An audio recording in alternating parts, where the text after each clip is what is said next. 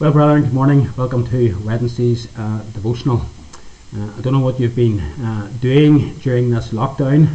Lynn and I have been spending quite a bit of time tidying up the garden, and I've been tending to the patch that we have dug at the back of the manse, where we have a lot of vegetables and a lot of fruit in. I must say I enjoy working in the garden, although it does take a lot of time and effort.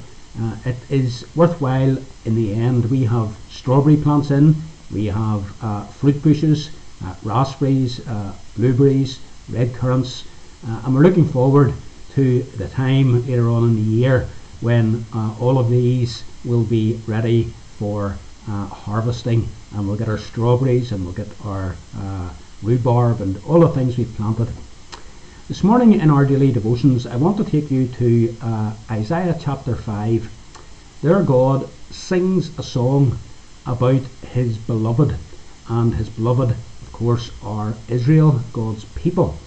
And he uses a picture of what he has done with Israel and for Israel, and the picture is that of setting up a vineyard where you grow grapes. And God describes how he has carefully dug the ground over, how he has planted a choice vine, how he has built a wall around it to protect it from rotting animals, how he has set a watchtower up in it, and how everything that he could do to cause the vine to grow was done.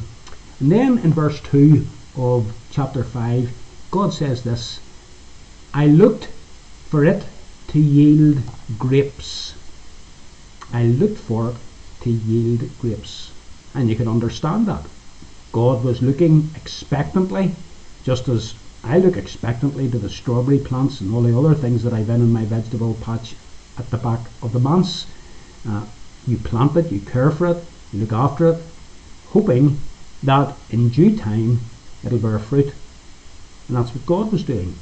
He had planted Israel as a choice vine. He had looked after them and cared for them and blessed them and provided for them, nurtured them, protected them, and he expected in time that there would be grapes. In other words, that there would be fruit, spiritual fruit.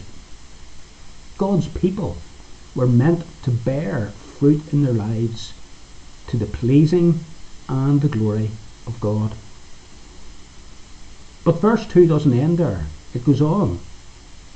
He looked for it to yield grapes, but it yielded wild grapes, or sour, bitter grapes. You know what it's like maybe whenever you buy a piece of fruit and it's not really ripe, and you bite into it, and instead of it being sweet, it's sour and bitter, and it makes your eyes water, and you go, ugh, and you reject it.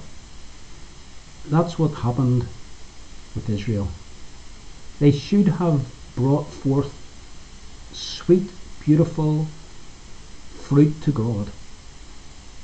But after all God's care of them, all God got was wild grapes, bitter fruit. The people did not produce what they should have produced. What has all this got to do with us? Well, God has blessed us abundantly. He's cared for us. He's given us everything we've needed. He has saved us. He has protected us. And God expects us to bear fruit. Fruit that is pleasing to him, and fruit that glorifies him. And he comes to us looking for grapes. The question is, what does he find in our lives? Does he find wild grapes? Does he find fruit that is bitter? Instead of seeing love and joy and kindness and compassion and contentment, does he instead find bitterness and jealousy and all kinds of sinful, wicked attitudes? Brethren, here is a look that we need to think about today. God looking at our lives, expecting to see fruit, the fruit of the Spirit.